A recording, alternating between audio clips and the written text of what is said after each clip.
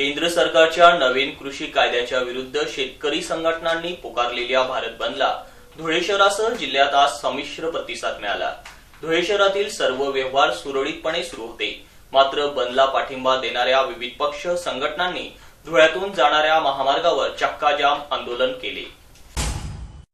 भारत बंद आंदोलनाला पाठिंबा देत आज शिवसेना, काँग्रेस, राष्ट्रवादी काँग्रेस आणि मित्र पक्षाच्या सर्व कार्यकर्त्यांनी सकाळी 11 वाजेनंतर धुळ्यात मुंबई-आग्रा महामार्गावर अभय कॉलेज समोर रास्ता रोको आंदोलन केलं। या आंदोलनात ज्येष्ठ कामगार नेते MG धिवरे, शिवसेनेचे जिल्हाप्रमुख हिलाल माळी, महानगर प्रमुख प्रफुल्ल पाटील, काँग्रेसचे जिल्हाध्यक्ष श्याम सणेर, शहराध्यक्ष युवराज करंकाळ, राष्ट्रवादी काँग्रेसचे जिल्हाध्यक्ष किरण शिंदे, शहराध्यक्ष रणजितराजे भोसले यांच्यासह असंख्य कार्यकर्ते तसेच शेतकरी सुद्धा सामील झाले होते। केंद्र सरकारच्या विरोधात यावेळी जोरदार घोषणाबाजी करण्यात आली, त्यामुळे महामार्गावरील वाहतूक सुमारे तासभर अडवून ठेवण्यात आली होती। अखेर पोलिसांनी आंदोलकांना ताब्यात घेण्यास सुरुवात केली।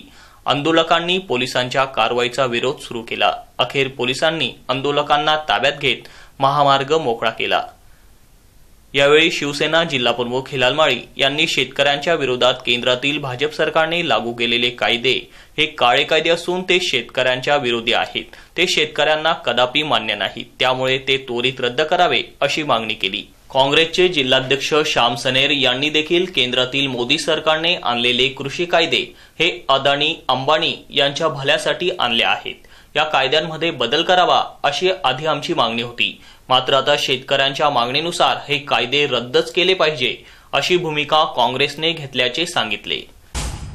घटक पक्ष संघटना हे सगळे एकत्रित आलेले आहे बळीराजाला न्याय देण्याकरता। दिवंगत पंतप्रधानांनी नारा दिला होता, जय जवान आणि जय किसान।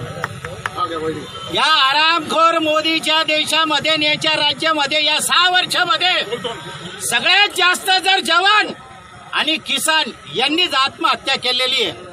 हा फेकू फक्त वेळेवर वेळ काढू पुरता बोलतो आणि एकही गोष्ट मनमानी पद्धतीने, अरे ज्या मोगलांनी 750 वर्ष राज्य केलं होतं त्यांनी एवढा अनागोदी काम केला नाही। ही हऱ्या-नाऱ्याची जोडी, ही दोघं बैल जोडी, तो चहा आणि मोदी मनमानी पद्धतीने या 135 कोटी लोकांना वेठीस धरायचं काम करताय।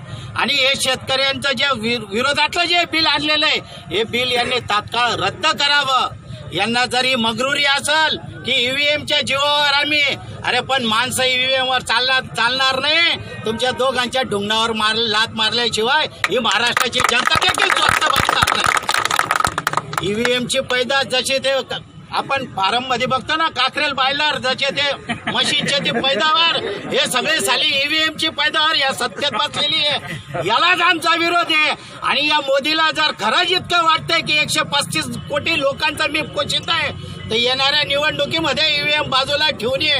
अरे गांडो, तेव्हा 2 आले होते, आता 2 सुद्धा येणार नाही, हे आम्ही तुम्हाला या ठिकाणी खरे सच्चे भारतीय सांगतो। आणि त्याचबरोबर माझी ओळख कट्टर हिंदुत्ववादी कार्यकर्ता आहे, मी शिवसैनिक आहे। मी आजकालचा नाहीये, मी 45 वर्षापासून मुमेराम आणि बगल में नथुरामांच्या अवलादांना जीवा यांचा धडा शिकवायचा आहे। आज धुळे जिल्ह्यामध्ये काँग्रेस, राष्ट्रवादी, शिवसेना, कम्युनिस्ट पक्ष आणि विविध संघटनांनी आज या बंदमध्ये सहभाग व्यक्त केलेला आहे। जगाचा पोशिंदा म्हणून ज्या शेतकऱ्याकडे आपण पाहतो, हा शेतकरी संकटात सापडला आहे। आणि हे संकट नैसर्गिक संकट नाही, हे नरेंद्र मोदी सरकारने आणलेलं ही कुऱ्हाड, हे संकट हे जाणीवपूर्वक आहे, हे जबाबदारीपूर्वक आहे। या आमच्या भारतातला या शेतकऱ्याला, या जगाच्या पोशिंद्याला उघडं आणि नागडं करण्याचं धोरण हे नरेंद्र मोदीच्या सरकारनं या भारतामध्ये लागू केलेलं आहे।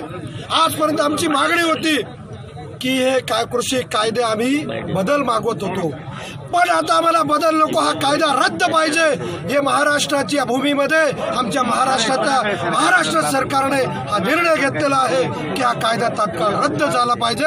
यासाठी आमचा धुळे जिल्ह्याच्या वतीनं एक आक्रमक पाठिंबा या पंजाब आणि हरियाणाच्या शेतकऱ्यांना आहे।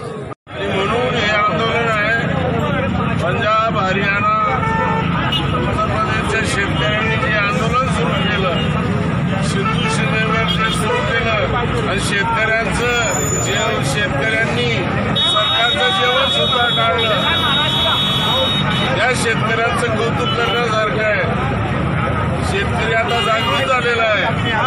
देशाच्या पंतप्रधानांनी ओळखलं पाहिजे की हा जागृत शेतकरी केव्हाही हिंदुस्थानकरता उठवू शकतो, अशी परिस्थिती आहे. शेतकऱ्यांवर आरोप झाले.